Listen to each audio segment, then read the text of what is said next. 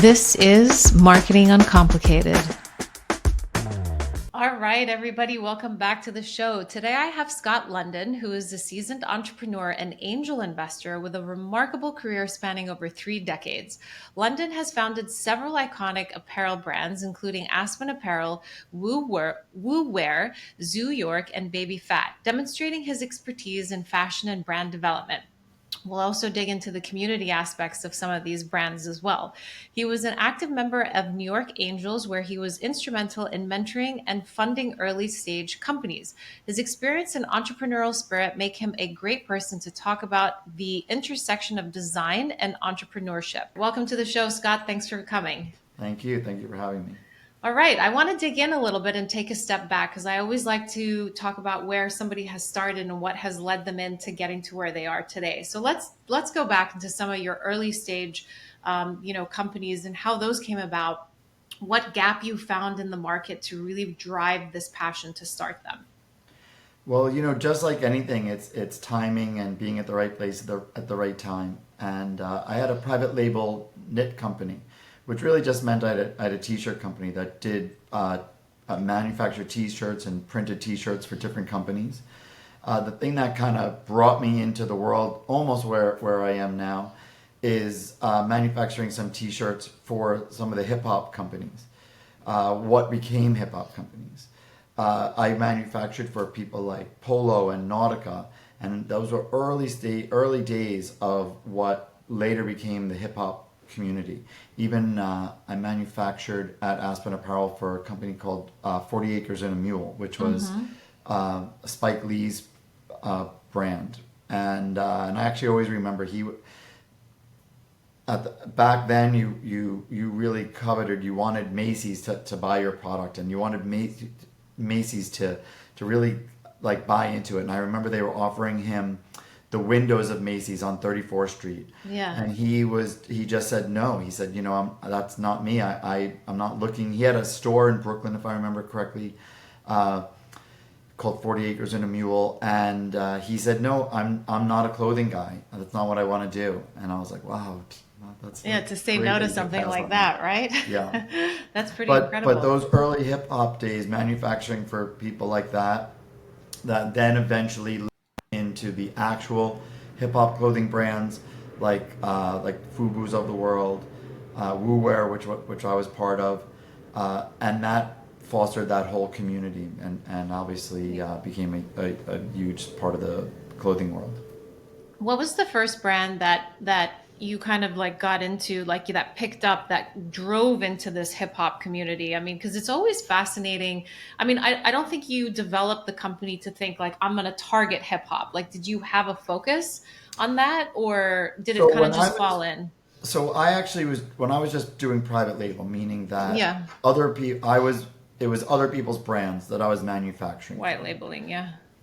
So for sure, Polo and Nautica and Tommy Hilfiger they definitely were not designing for the hip hop community, but the hip hop community took a liking to their clothes. And I listened to a great Tommy Hilfiger podcast recently, and I wasn't aware that he was so aware so they weren't necessarily, I don't know if anybody designs for, well, I shouldn't say that. I'm gonna scrap all that. Yeah. But so those brands were not manufacturing for the hip hop community. The hip hop community sort of adopted those brands, and then people like 40 Acres and a Mule, Fubu, Rockaware. Those guys actually set out. Phat Farm, of course, which was a big part of my life. Phat Farm. They set out to design for the hip hop community. Got it. Okay. And like Fubu, which sums it up in a nutshell, Fubu was for us by us. Was instead of a Nautica or a Polo or Tommy Hilfiger, it was designed by that community, for that community, and represented that community. Yeah, that was like a direct, clear line of like, this is the target audience. This is exactly who we want to go after. 100%. Yeah. And it wasn't even hip hop at the time. I remember walking with somebody named Michael Clark from Wear, and I remember him saying, this is going to be called hip hop one day," and I So remember that interesting. clear as Yeah. day Yeah. on Seventh Avenue, and I was, now here we are. Hip hop's What just was it called before regular hip living. hop then? I mean, I really, I'm not sure, but I would Yeah. say I refer to it as rap. Rap, Really. exactly. Yeah. Yeah. I mean, I think that's where it, like with the easy ease of like the world, kind of spawning up into that whole community, I think maybe it's like Because the it time. wasn't pop culture. It's No, hard it to wasn't. imagine that it wasn't pop culture, that it wasn't such part of the vernacular woven into Yeah. everyday culture at this point. So when we had Baby Fat, I remember people asking me all the time, like, how can you do such big sales? Like, it's just an urban brand. And I was like, Yeah. no, this is like, the girl in Kansas is emulating the girl in New York Brooklyn. City. Yeah. Yeah. And it's totally part of the whole US culture. Yeah. And it spread like wildfire. Yes, Yeah. absolutely. So that moved into the next phase of what? Of your development and your sort of entrepreneurship. So we went from private label, and we actually always kept that business, that private label business. Yeah. But we went from that to the branded business. We helped start Zoo York, which was a skateboard brand, which also had an incredible community, a defined community. If you think about like somebody like Vans, there Mm-hmm. are people that never skate are wearing Vans because they want to be part of the. Oh, okay, Yeah. right, and because you want to be part of that community, Yep. And and they're then cool. and then take a giant leap forward a few years. I helped start Baby Fat, Yeah. and Baby Fat also same thing. It was defining a community, and it Yeah. was it was a certain brand defining and speaking of that community. Yeah, it's interesting because I do weightlifting, and the best shoe for weightlifting is to be completely flat. Right. And the Vans have kind of infiltrated into some of the weightlifting gyms here in Miami that I've noticed. I never noticed them as much in New York, but I never really did this kind of workout, in New York as much as I am doing it now.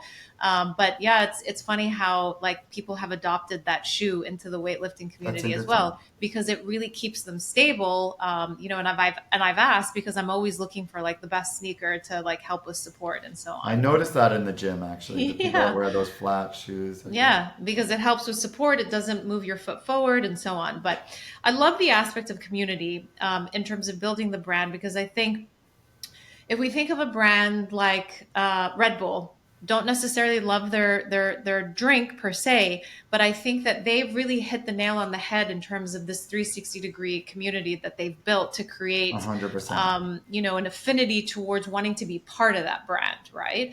Whether it is you're in the sports or however you're connecting with it, it's reaching a wider audience, like you said, with the FUBU, where it's the Kansas City girl is trying to emulate the Brooklyn girl and so on and so forth. So, let's talk a little bit about, that community and what you guys saw, like just basically spawning into something bigger than what it was. Because nowadays with marketing, people are searching for communities versus just going out and kind of advertising to the random person online. You have that more one-to-one connection when you build that community, and sales fly a lot faster. So that community is everything. I think that's the reason we really started Golden Point. I mean, there were Yeah. there. I had a love for the sport, and the sport really fosters. It's the new to me. It's the new golf. It's the Yeah. new. It's And we're talking the about paddle, just so everybody is aware. yeah. Yeah. Leaping forward to the brand that I'm Yeah. involved with now. I play. So I played a lot of tennis, but I think that tennis is to paddle what skiing is to snowboarding. So Yeah. skiing. Let's just say for the sake of this conversation, skiing doesn't necessarily have that community. You're skiing with your family, you're skiing with your friends. And when the early days of snowboarding, whether it was like grunge, they could have easily wore ski clothes. I mean, you're Mm-hmm. still on the same mountain, it's still cold, everything about it is the same, but they wanted to differentiate themselves. And that community, sorry, That's okay. that may happen again. Let me see if I turn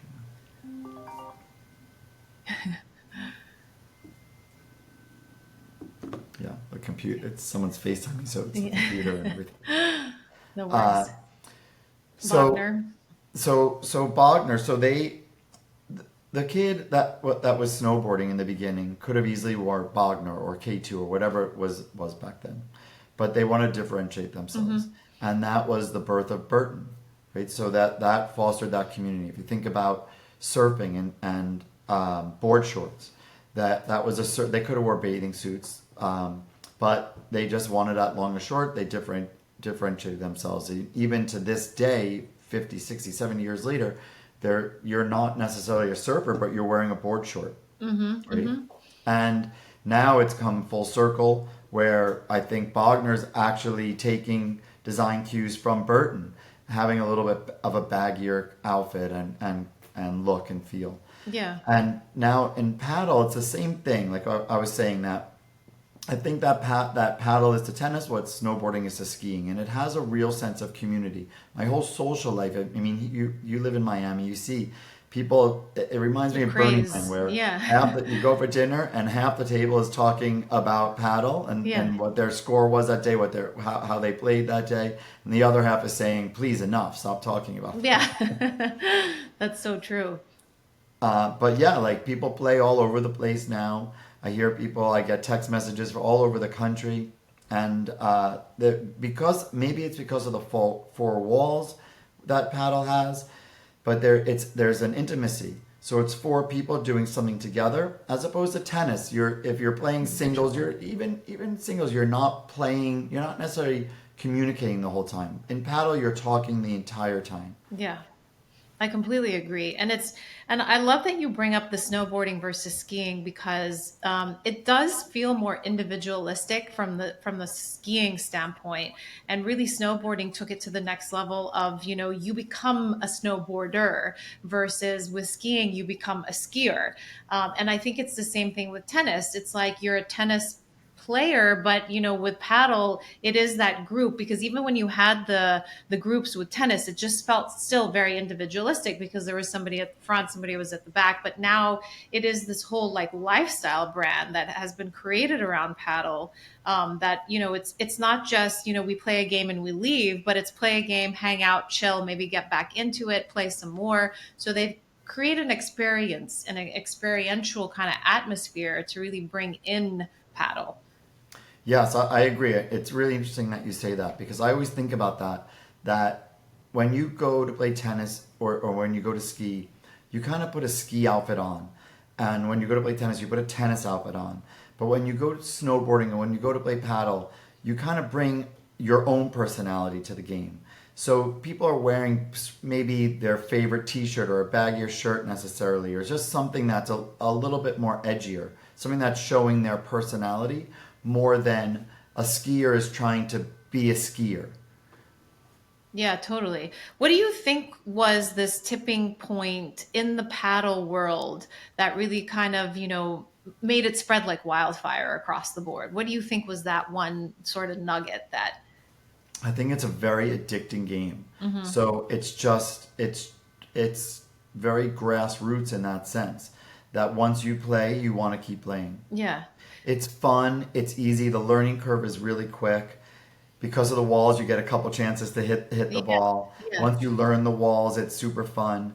It's just more. There's almost like more trick shots to it or something like that. That makes Yeah. it fun. And you can have a slower rally. I played mixed doubles for the first time the other day, and it went like we had fun. We had Yeah. long rallies. It was super fun. It didn't have to be a hard game like like everyone trying to kill each other. Yeah. It was nice. No competitiveness. Right. Everyone's still competitive, Of which is for also sure. fun. Yeah. What's great about this, I think, also is that it's a little more hardcore than pickle, which pickle's taking over the U.S. Yeah. versus paddle, which is all over internationally. It's huge in Europe already, for Yeah. years and years, and Latin America. But this you're burning more calories. It's harder, Moving around and more. yeah, and it's like I'm not gonna play like someone that a retired tennis player. They're playing pickle. A retired soccer player. I'm sorry. They're playing paddle. A Yeah. retired soccer player. They're playing paddle. And so they're still burning calories and they're still being super competitive. They don't have to go and play 3-on-3 basketball in the park. Yeah. Do you think that do you think also the sense of like coming back together like post COVID of, doing something outside of not necessarily, we were all at home, but it's the sense of like, just going outside now and like really bringing that functionality of doing more activities outside versus, what we had been doing was, in lockdown, staying at home, being close to the family and so on and so forth. But for the longest time, like before COVID, it was going out to meet your friends in restaurants, having a drink in happy hour and so on. And I don't feel like that push for doing like a sports activity unless you were part of that, like, playing basketball, as we mentioned, or, going to soccer with your kids or so on, that there was this adult, kind of sense of coming together of everybody being able to do it, whether you liked it or you didn't. I think once you picked up the paddle, it was something that you were like, okay, I want to do this again. So I learned to play paddle during COVID actually. Yeah. And I was a tennis player, but only I it opened up a new world. So Yeah. not everybody played tennis. But once I started playing paddle, instead of two people playing tennis, it became four people playing paddle, and it became eight people playing paddle. It was born out of COVID in that sense, Yeah. where it was an outdoor sport. People got to hang out with each other and feel safe. I remember like people saying like once we kind of all realized that COVID wasn't necessarily the end of the world, people were Yeah. like, "Oh, I have COVID. Is it okay if I play?" Like, yeah, you're across the court, or Outside. it's okay. Yeah. And so it was an adult game that people got to go outside, and racket sports in general now there's such a big resurgence about it, and there's all these reports about it's a great cause for like longevity. It's like the leading longevity sport or something like that. And Yeah. yeah, That's so great. yeah. I hadn't heard that. I like that. So it's Oh, any kind of racket I'll send you sport. one of those reports. But Yeah. they say the leading sport for longevity is racket sports. Yeah. Because I I don't know if think, it's the social aspect or if it's yeah. the sprinting that you do or Yeah. what, but it's yeah, Because it's almost like all ages could really be doing it. I mean, anywhere for from sure. like, your teens to like your 50s and 60s. And My like, if, 9-year-old son plays. yeah. Or He even if doesn't you're, even like tennis. But he yeah. loves paddle. Yeah, it almost reminds me of like back in the 80s when I would see my dad play squash all the time, right? I mean, there Yeah, was a social and community aspect to that I yeah. feel like this is kind of taking on as well. Would you agree? 100%. Yeah. It really is. I can't stress that community aspect enough. Like I have so many different chats, Yeah. and everyone's like talking shit on them all the time. Like Yeah. where you wouldn't be doing that, And like Yeah. I have so many different friends from all over Miami, all over the country that are talking about paddle. I think when there's trade shows in Las Vegas now, there's a place called P1 Paddle in Las Vegas Yeah. that I know friends of mine went out to Vegas. 5 years ago, they're never thinking about doing anything but going to do whatever the normal Vegas things are. Now they're out there, they're going to play paddle. That's so cool. Yeah. So it's almost like you're finding the different like places that are popping up that are serving paddle that you're like, "Oh, let's go check out this court," or, we're in this city. It's like a nice meeting point, right? Yeah, for sure. Yeah, it's kind of like how I think of, some of these, like Soho House is a big one, or like some of these clubs, no matter where you travel internationally, before you go out to dinner or before you do anything, it's like a meeting point, right? So Yeah. maybe this is I have a creating that. friend in from Yeah. Ibiza who's in Yeah. from Ibiza. He's in right now, Yeah. and he texts me, "When are we playing?" Yeah. Instead of like Yeah. when are we going to get drinks or something, it's when are we playing? I love that. I love that kind of movement that's happening. That's not just about meeting for drinks. It's not about going out for dinner. I mean, we can do all of that, but what is an actual activity that creates a different type of bond Right, that between healthy you and lifestyle. somebody? But The healthy lifestyle. yeah. So in some of the stuff that you know about paddle or like research, where has it picked up the most? I mean, we know Miami is like really an outdoors, like kind of, very healthy lifestyle already, like California is in a way. I mean, but where are pockets that are so much more popular, and what is a pocket that is like, oh, like in Kansas it's like third on the list, like, Well, Texas, I think okay. it's very big in Austin. It's very big in Houston. It's very big in San Diego. Okay, Uh, and they're both indoor and outdoor courts, correct? Indoor and outdoor courts. It's Mm-hmm. very big in Tennessee. Okay. And you can see there's a place in New York called Paddle House Okay. that's opened up. I think they're opening in Tennessee. They're opening in Houston. So they're starting to spread all over the country. Yeah. And Miami, I think because of how close it is, there's how Latin this city is, and how big paddle is in Latin America and Europe, and it's a very international city. That's what made it so popular here. Yeah. Was paddle born in Latin America? Is that the So origination paddle or? was born in Acapulco, Mexico. Okay. And I think the story is it was like the court was built or almost by mistake Mm-hmm. because it was just built into the mountain or something like that. So that it created this wall, and paddle was born out of that. Yeah. Well, so we keep talking about this wall, and for the listeners that maybe haven't picked up a racket, let's talk a little bit about how the game actually works. So it's just like tennis in terms of scoring. It's similar to tennis in terms of you're serving into a box. You're starting at the serve into a specific box, but then it's surrounded by wall and fence. Mm-hmm. The fence is interesting because so you can hit the ball as long as it bounces in the court and then hits the wall. You can hit the ball before it bounces again onto the court. Yeah. If it hits the wall, you kind of know. Eventually, you kind of know where the ball is going to be, so you can get to that spot before it gets there. Yeah.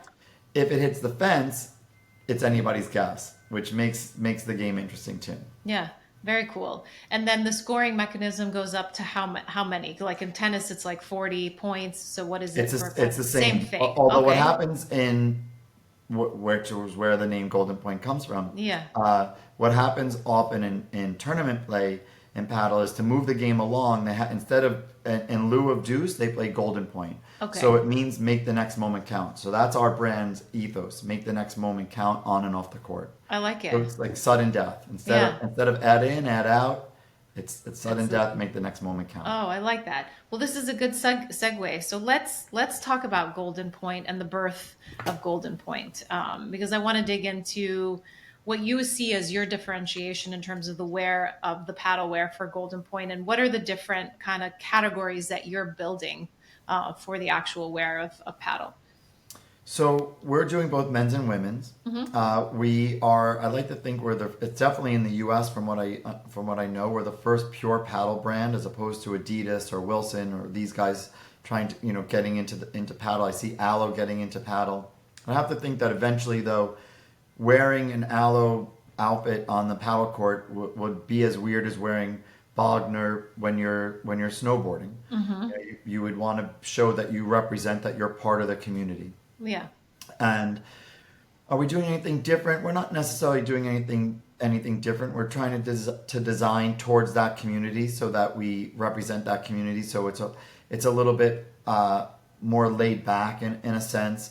But we did some interesting things, like we have some like hero type products, which I think our shorts are our hero product. Mm-hmm. We did waterproof pockets because in Miami and in paddle in general, like in tennis, unless you're like two great players playing singles, you're not necessarily working up a great sweat. You're chasing Yeah. balls around and everything, Unless right? it's summertime in Miami. Right.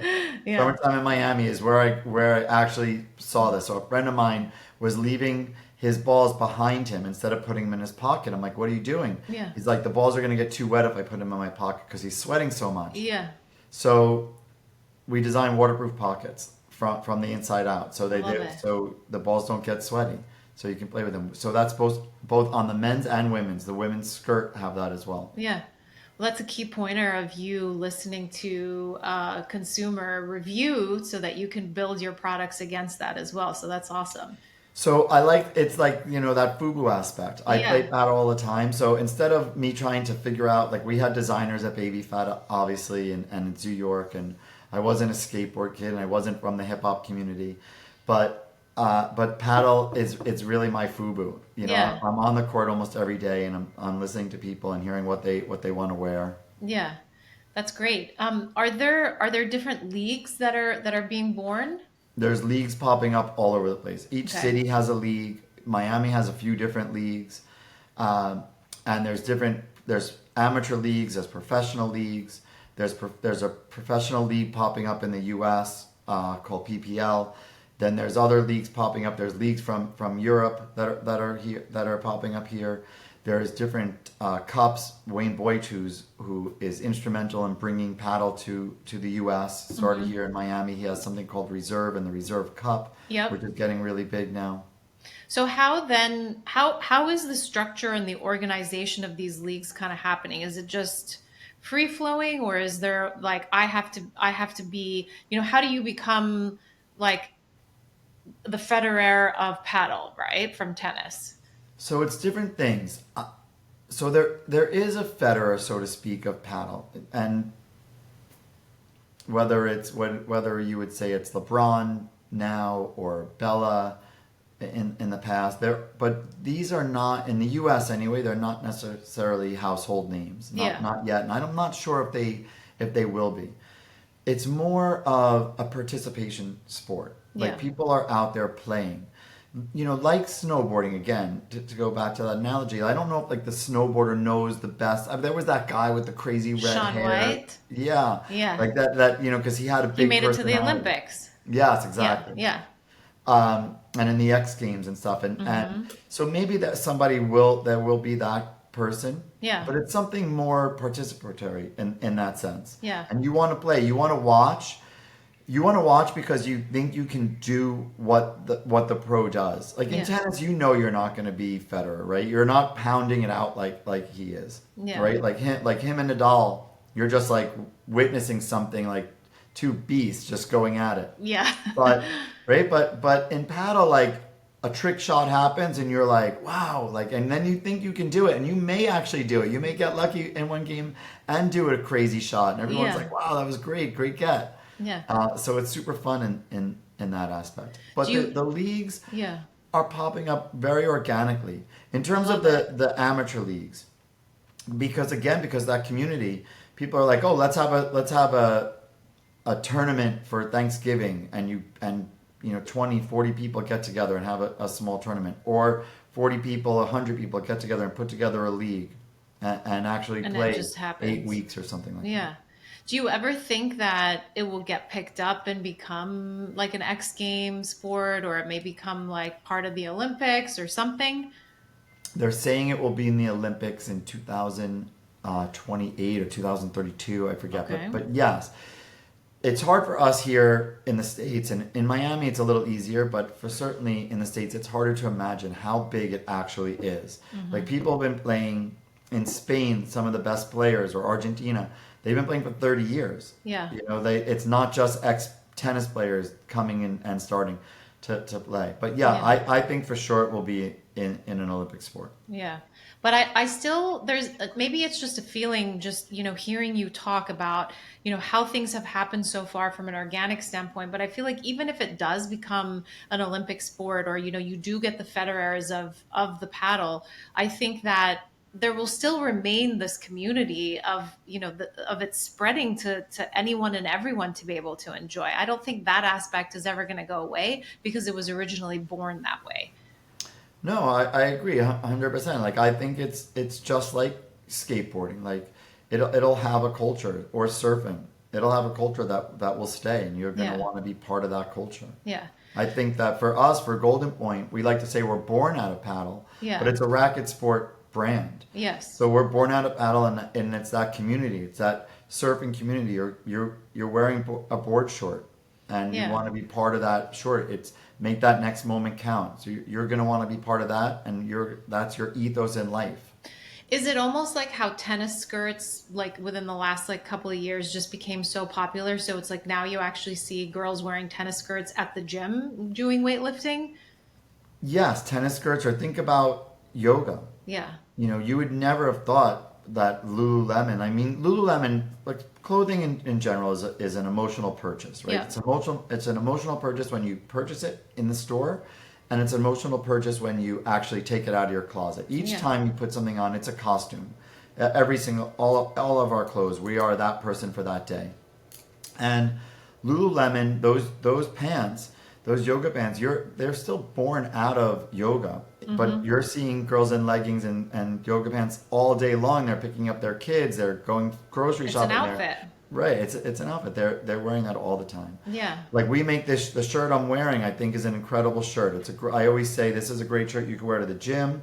it's a shirt you can wear to play paddle, or you can go to Pura Vida and have Yeah. an avocado toast in. Yeah, I love that.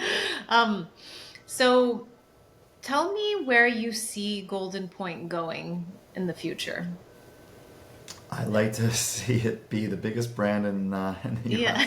U.S. No, I think it could be a brand that represents a certain lifestyle, a Yeah. certain ethos. Like I said, like make that next moment count. Yeah. Uh, it's a brand that means something and stands for something, and it's a very comfortable brand, a brand that you could play, be on the court, a performance brand, or a brand that you could wear off the court. Yeah.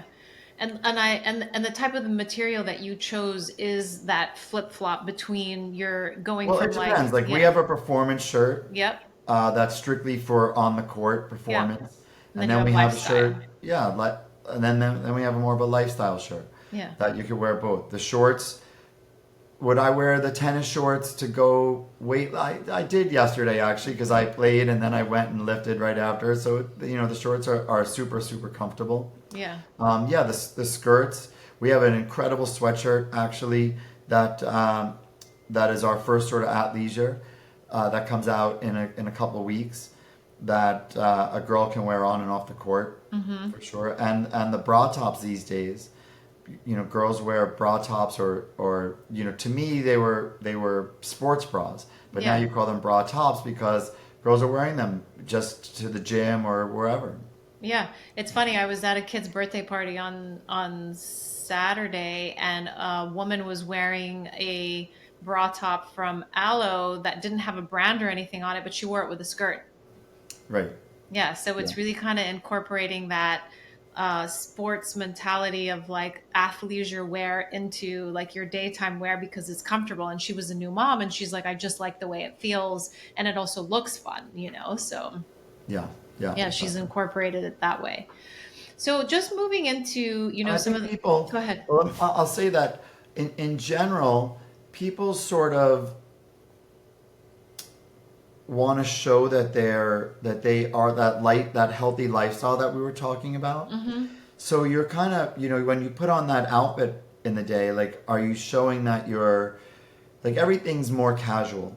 And are you showing that you're a yoga person? Are you showing you're a paddle player? Are you showing that you're a grunge? Right, right. Maybe it's more if you think about the similarity of grunge. People were it was a taste in music maybe or something like Hmm. that or a Hmm. certain lifestyle.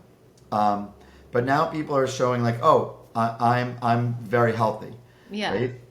I'm Yeah. active. My lifestyle is active, and I think Yeah. Golden Point represents that active lifestyle. You are so right. When it comes to the look and feel of grunge and skateboarders, just walking on the street, you can see who's who from that kind of standpoint.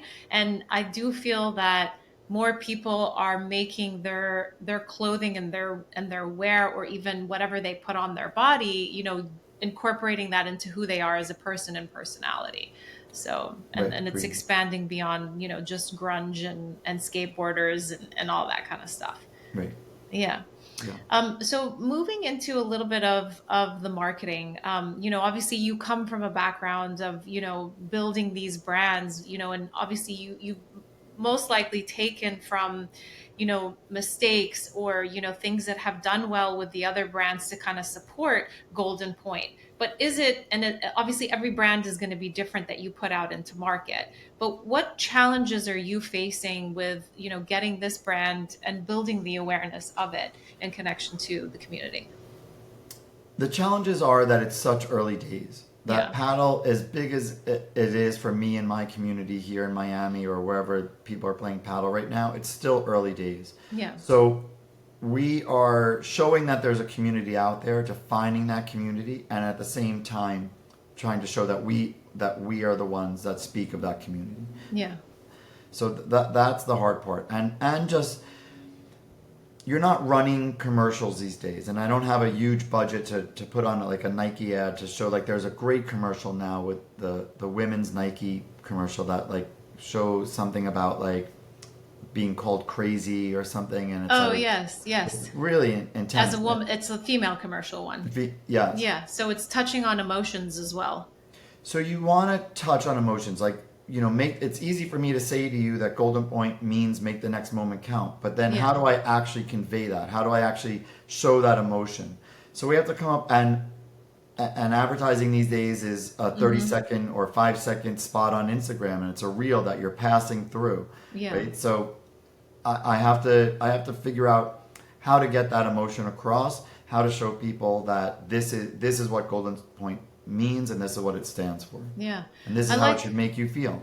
Yeah, and it does, and it's like I like that your slogan connects to a feeling, because make that next moment count is applicable to anything in life. Anything. It's not just It's about that's why being I would on the like to say court. on and off the Yeah, court. exactly. It's on and off the court, and it's applicable to everyday obstacles or challenges, or positive outcomes in life that you go through every day. I mean, it's something, it's a daily mantra almost. Yes, Yeah, yes, I love yes, for that. sure. how Yeah, how long it's a daily mantra, it is a daily and then mantra. and our challenge is figuring out how to get that out there. These type of mantras or brand recognition pieces take forever to come out. How Tell me a little bit about how that kind of was born, and how you guys came up with it. What was that moment? It's interesting actually because my partner, when he had suggested the name Golden Point, and he Yeah. was asking me, what does it mean to you? And I said, well, it's sudden death. And he was like, Yeah. well, that works for anything. Yeah. That works for cycling. It works for weightlifting. It works for tennis. It works for anything. So that was sort of our aha moment. Like, wow, this has legs. Like, this could really work for many things. Yeah. That ethos of that brand. Yeah. And then how did the words, formulate to and come together? What was it again? Make every, oh my Make the gosh, next moment count. make the next moment count. Yeah. I mean, what iterations did you walk through to get to that? Or did it just, sometimes it just comes? It sort of just once we understood it was sudden death, it's sort Yeah. of just that the next iteration was sort of there, Yeah. waiting for us. Yeah. That's amazing. I Yeah. love that. I mean, sometimes some of these things come quick. Sometimes they can take 6 months. So, Yeah. I mean, that's beautiful that it just kind of, organically formulated. Yeah, we have a few different like sayings that we think are sort of just do it. Yeah. There's something when you play Golden Point, the person receiving the serve, the team receiving the serve gets to say who's receiving the serve, as opposed to like, ad and deuce. You serve Yeah. to the ad side or the deuce side. Yeah. So they get to say who's receiving the serve. So the people serving always say who wants it. Yeah. And it's sort of like a call to arms. It's not just a question. It's more like, we're ready. Are you ready? Yeah. And so we use who wants it a lot as well. It's in like the tape of a lot of our garments. Yeah. The neck tape or maybe the lining of the skirt or something Very like that. cool. And it's who wants it, which is another one of our ethos. It's sort of like a call to arms. Yeah. Like, okay, I'm ready. Are you ready?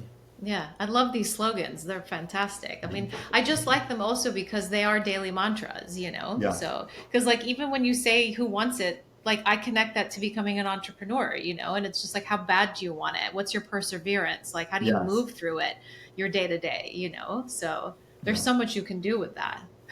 Yeah, it's Yeah. true. Yeah. Would you say that, based on all of the projects that you had worked on in the past, that Golden Point is the one that you feel the most connected to? I do in a way, yes. It's different actually doing it at this stage of life also. Uh, you always hear these things and you don't necessarily relate to them, but you hear about people that like, oh, what you don't know, is a blessing. Yeah. And it's true. Like when you're young and you're doing something and you're building something, you're kind of like so dumb that you don't know not to do it. Yeah. But then you get older and you know all the pitfalls, you know how hard it is. So it's a little bit more daunting. It's harder because you kind of know like where all the bodies are buried, and like, oh God, this is it's just harder. It seems more. It seems like it's just gonna be an uphill battle. Yeah. And as opposed to just going for it. Yeah. And but yeah, so you just stick with it. It's like you're saying, like who wants it? Like you Yeah. just got to stick with it, and perseverance is definitely the key to anything. So Yeah. Because you know that uphill battle is going to always be there in a sense. It's like I was talking to my coach today, and I said, it's an ocean. It's the wave of the ocean. You don't necessarily think that the wave, because it crashes, it's failing. It's just how is it crashing each time it crashes, and right, what are you taking from that crash to then implement it back to the peak, to then kind of have that smooth sail coming down, right? yeah, it's true. So that's fantastic. So Scott, where can everybody find the apparel? Everyone can find that on goldenpoint.com, which is GLDNPNT.com. Mm-hmm. You can look at our Instagram, which is GLDNPNT. And I'll tag everything below. And before Okay, I let great. you go, this has been such an insightful conversation, and I hope Awesome. Thank everybody you so picks much. up a paddle if they haven't already. Yeah. But three pieces of advice that you can give to an entrepreneur just starting out. I think the number one thing is make sure it's something that you're passionate about, Mm-hmm. that you like doing it day, all night. You're going to be thinking about it, and don't get discouraged. Yeah, There's this too shall pass kind of thing. Like it's for the good and the bad. Like don't ride on your laurels. Like you got to keep at it every day. yeah, And if you run into a roadblock, just keep going, and you'll figure it out. And then perseverance, grit is the number one thing. yeah, Just yeah, that grit is really the most important thing about yeah. building a It's business. survival. Yeah, survival. Yeah. Well, this has been amazing, Scott. Thank you so much for your time. We appreciate it. Thank you. I really appreciate it. Thanks All for right. having me. Talk to you soon. Okay, speak to you soon. Thanks.